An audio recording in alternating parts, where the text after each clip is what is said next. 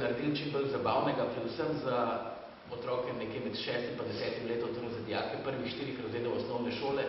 V predstavi je tudi kar nekaj materijala, ki bi ga lahko imenovali didaktičnega, recimo pač neke prve osnovne pa zanimive, predvsem pa zabavne informacije o zemljepisu, ekologiji in vseh ostalih zadevah, ki se jih da recimo pod pokrov pustolovščine. Tudi sicer o pustolovščini ne govorimo kot samo neki avanturi, ki je nujno potovanje ali karkoli. Pustolovščina je pač domišljijska zadeva in skušamo širiti te meje, kaj pravzaprav domišljija omogoča in kaj si lahko otroci domišljijo vse. Kakšne pustolovščine se jim lahko zgodijo, pač če grejo po tej poti.